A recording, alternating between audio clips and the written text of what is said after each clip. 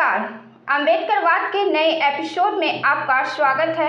मुसलमान क्यों नहीं बने थे बाबा साहेब अम्बेडकर। इस वीडियो में हम इसी बात पर बात करेंगे कि अम्बेडकर मुसलमान क्यों नहीं बने थे और उन्होंने बौद्ध धर्म क्यों बाद में अपना लिया था।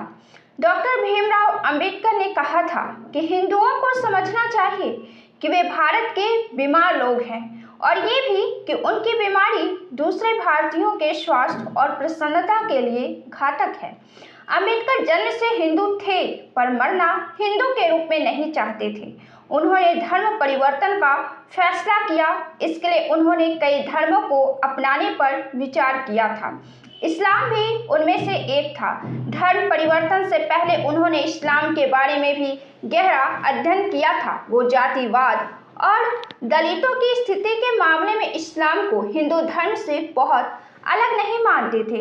इस्लामाबाद के गोविंद बल्लभ पंत सामाजिक विज्ञान संस्थान के प्रोफेसर और आधुनिक इतिहास के जानकार बद्री नारायण के अनुसार भीमराव अम्बेडकर इस्लाम धर्म की कई कुरीतियों के खिलाफ थे।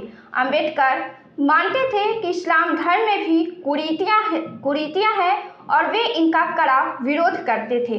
वो मानते थे कि इस्लाम में भी हिंदू धर्म की तरह ऊंची जातियों का बोलबाला है और यहाँ भी दलित हाशिए पर है। बीबीसी से बात करते हुए बद्री नारायण ने बताया था कि भीमराव अम्बेडकर यह मानते थे कि दलितों की जो दशा है उसके लिए दास प्रथा काफी हद तक जिम्मेदार है। इस्लाम में दास प्रथा को खत्म करने के कोई खास प्रतिबद्धता नहीं दिखती है। दिल्ली विश्वविद्यालय के प्रोफेसर शमसुल इस्लाम भी इस बात से इत्तेफाक रखते हैं। वो बताते हैं अम्बेडकर ने भी धर्म परिवर्तन के लिए इस्लाम पर भी विचार किया था, पर इसे उन्होंने बाद में अपनाया नहीं क्योंकि वे मानते थे कि इसमें भी उतना ही जातिवाद है जितना कि हिंदू धर्म में है।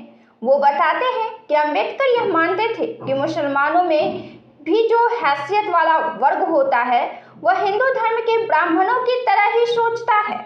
अम्बेडकर ने स्पष्ट रूप से कहा था कि देश का भाग्य तब बदलेगा जब हिंदू और इस्लाम धर्म के दलित ऊंची जाति की राजनीति से मुक्त हो पाएंगे।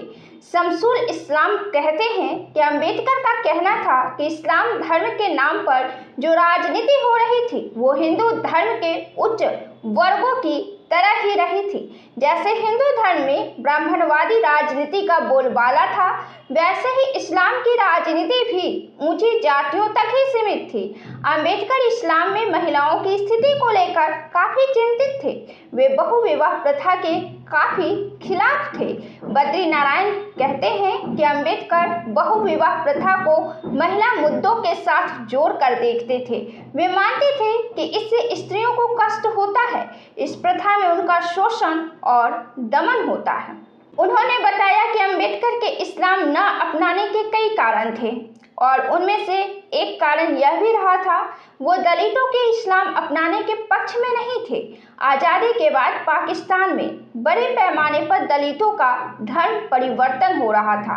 अम्बेडकर उन्हें इस्लाम धर्म न अपनाने की सलाह दे रहे थे।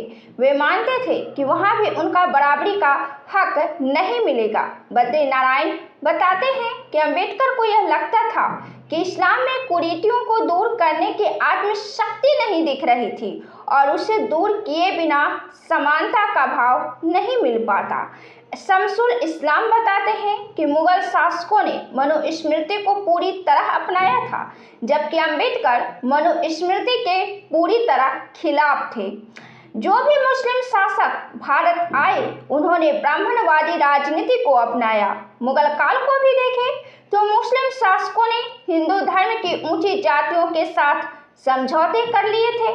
शमसुल और बद्री नारायण दोनों इतिहासकार यह मानते हैं कि अम्बेडकर दलितों को समाज में समानता का अधिकार दिलाना चाहते थे, जो इस्लाम में संभव नहीं दिख रहा था। यही वजह रही थी कि उन्होंने कई धर्मों के अध्ययन के बाद, कई धर्मों के विश्लेषण के बाद में बौद्ध धर्म को अपना लिया था।